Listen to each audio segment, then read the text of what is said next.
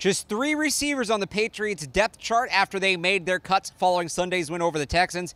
Now that number back up to 5. Alex Barth alongside Evan Lazar at Gillette Stadium, where the Patriots have made a couple of roster moves, most notably the acquisition of former first-round pick Corey Coleman, the former Brown, the former Bill, now the in New England. Bill for a day. For a day, that's right. Yeah. We'll give him a week.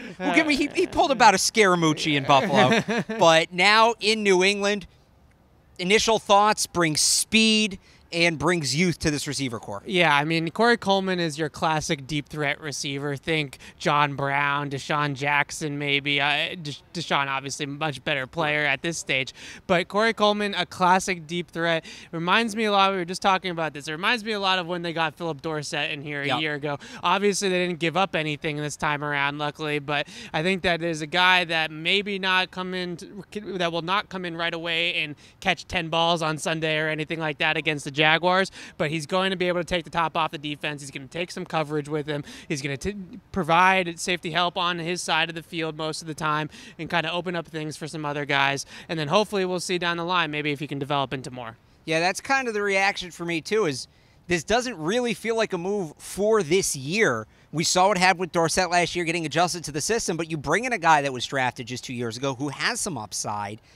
But is it a little out of place for them to be making future moves here in week 2 of the current season? Yeah, I think that this is more than a future move, just in the respect that they need a guy that can actually play receiver 70 snaps a game, right? I mean, Cordell Patterson is not the type of guy that you're going to put out there time and time again at the receiver position. I think that they really didn't think that Riley McCarron is an NFL caliber player. I think that they saw him as a practice squad guy. They brought him back up to return punts, and that didn't go very well either. So now you could put Coleman in the mix. I really think that he's a guy that brings a lot of speed, and they really want to rely more on Philip Dorsett as a possession guy, as a guy that's going to move the chains and be a real cog in this offense. Now Coleman gives them an opportunity to have someone that can stretch the field. So let me ask you this about Coleman. Some people want to call him a bust. His first 2 years haven't been stellar. He's played only 19 games, but you look at the quarterbacks he's played with, again, it's Cleveland and Buffalo. Not exactly quarterback factories. It's not going to get any better than Tom Brady.